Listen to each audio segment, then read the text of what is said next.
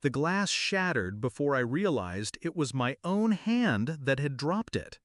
It wasn't the noise that silenced the ballroom, it was the sound of her palm meeting my face. 200 heads turned.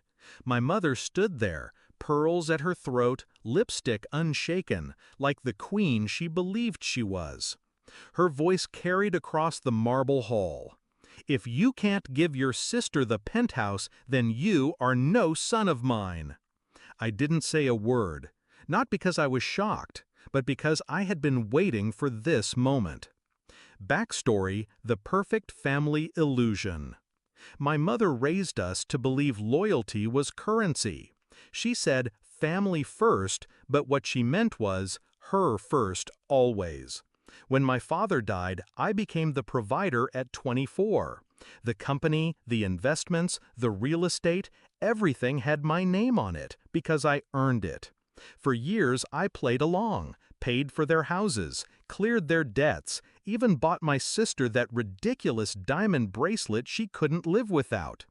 I thought it was love. It was leverage. The first crack.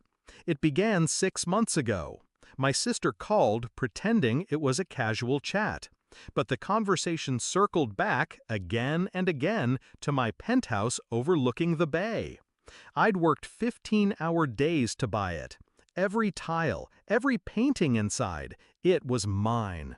She said she needed a fresh start after her engagement. She said her fiancé wanted something impressive.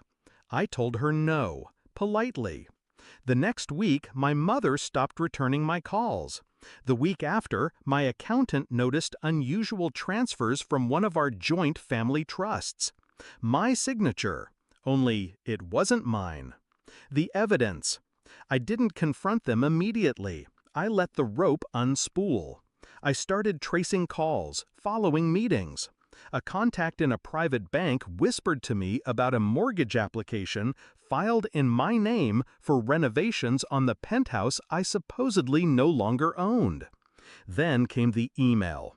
My sister had written to her fiancé, "Once the place is in our name, we'll sell it and finally get rid of him. Mom's on board."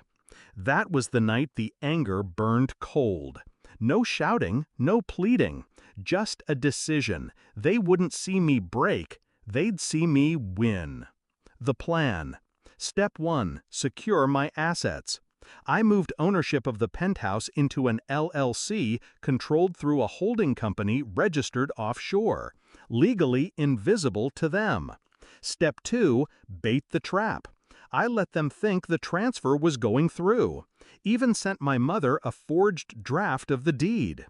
Meanwhile, I reached out to a friend, a federal prosecutor I'd met through a charity gala.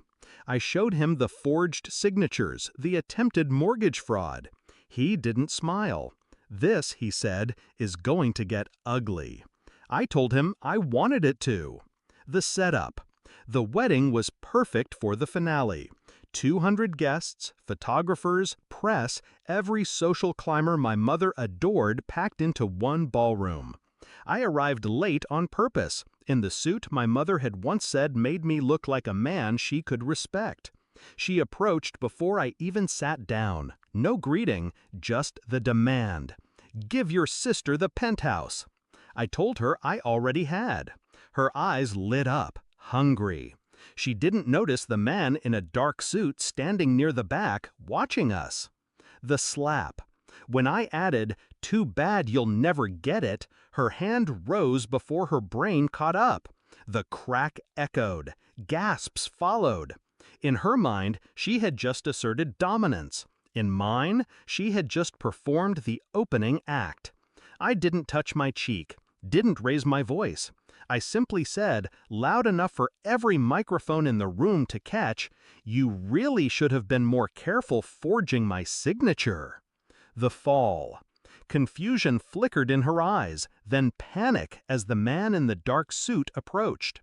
He introduced himself, badge flashing, Assistant U.S. Attorney. 2 other agents moved in, one heading toward my sister, who had frozen mid-laugh at the champagne table. I watched as they read my mother her rights. The guests whispered like a storm breaking. Cameras flashed. She tried to speak, blaming me, blaming everyone. But the prosecutor already had the printed emails, the mortgage documents, the forged deed. And the best part? The ballroom's live stream captured every second. Aftermath. They were escorted out, silk gowns and tailored suits crumpling under the weight of reality.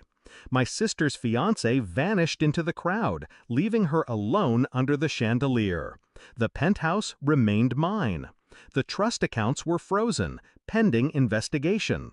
I donated a portion of the seized assets to the very charity my mother once mocked me for supporting. Reflection. People asked me later if it hurt, being slapped by my own mother. No. What hurt was realizing she had never loved me without an invoice attached. But that night, watching her mask crack, hearing the tremor in her voice as the law closed in, that wasn't hurt. That was justice.